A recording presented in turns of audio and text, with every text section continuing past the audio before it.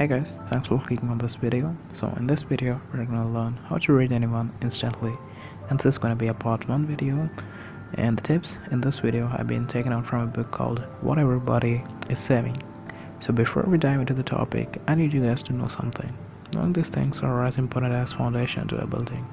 So in this video I'm gonna explain what is pacifying behavior and why it occurs. And the number 2, how to categorize the behaviors. And we got what are idiosyncratic behaviors and how to identify them, and how to categorize the discomfort behaviors and how to look at context. Starting off, what is a pacifying behavior? It is a course of action with a purpose to soothe oneself when it is confronting a stressful situation. And why it occurs? It's simple, whenever it's dealing in a stressful or any discomfort situation. And some examples of pacifying behaviors are playing with their hair, frequently touching their face, touching their neck or massaging it, exhaling with puffed out cheeks, and etc.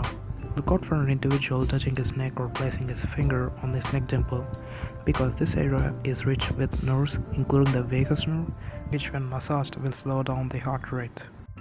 Some pacifying behaviors are subtle, like adjusting his tie or touching his shirt, or by placing his fingers between shirt collar and neck and pulling the fabric away from his skin. Even sounds are used as pacifying behaviors, for example, unnecessary whistling, and even excessive yawning can be considered as pacifying behavior. Now, how to categorize the behaviors? Any non-verbal behavior that you see can be categorized into two. Those are comfort and discomfort behaviors. The comfort behaviors are followed by gravity-defying behaviors like arching of eyebrows and etc. We'll talk about gravity-defying behaviors later. And other types of behaviors like showing more of the torsos, engagement of toes during courtships, mirroring other person, which is also known as isopraxis, leaning in each other, crossing their legs, and dilation of pupil. There's a ton of comfort behaviors, you'll see, but these are the most common ones. Now when it comes to discomfort behaviors, these are always followed by a pacifying behavior.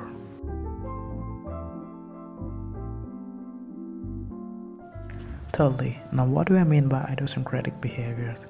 Idiosyncratic behaviors are often seldom to be seen. Not all behaviors are universal behaviors. Oh wait, I haven't said what a universal behavior is, right? I'm so sorry, my bad. A universal behavior is a behavior exhibited by all humans whenever they feel comfort or discomfort.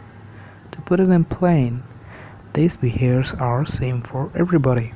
For example, lip compression and other examples we have discussed earlier.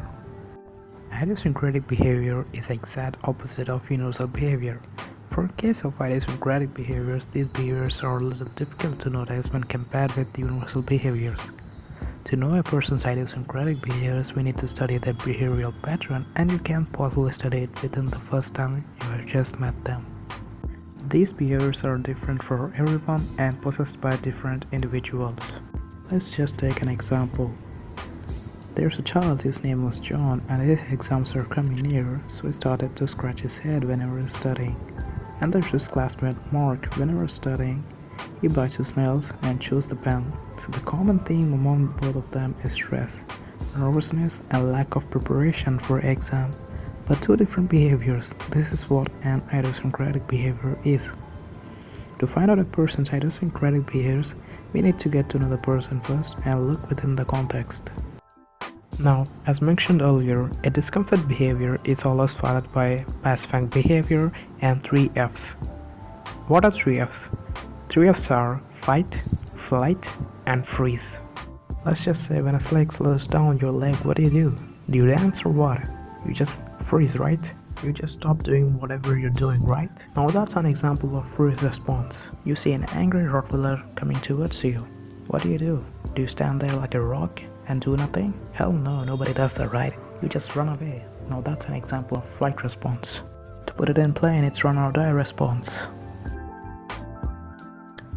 The fight response occurs when there is no way to run or freeze.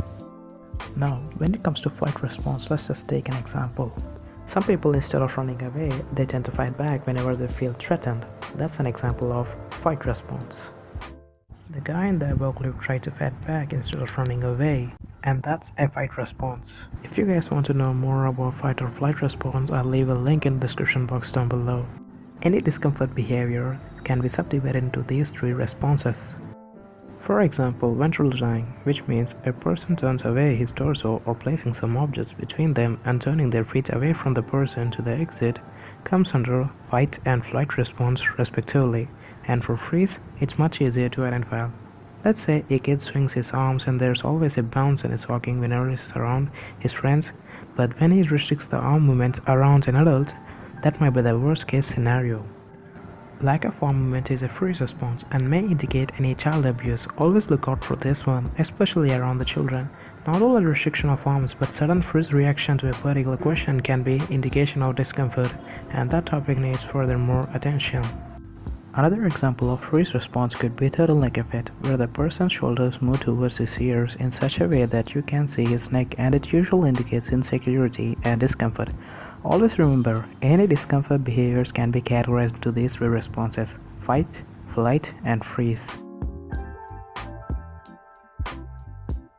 Now, how to look at context. I don't want to brag about this one, so I'm gonna make it clear and simple for you guys. Based on the given circumstance, you gotta ask yourself what is causing this person to do this pacifying behavior. Why is he doing this pacifying behavior? Asking yourself these questions will help you understand the person better. The questions you asked yourself can be answered by looking into the given circumstance. Always remember to ask yourself why this person is exhibiting this kind of pacifying behavior here, and what could be the possible reason, and then observe the given situation. That's how you look at context in a nutshell. And that's it, my friends. Thanks for watching this video, and soon I'll upload the part 2 of this video.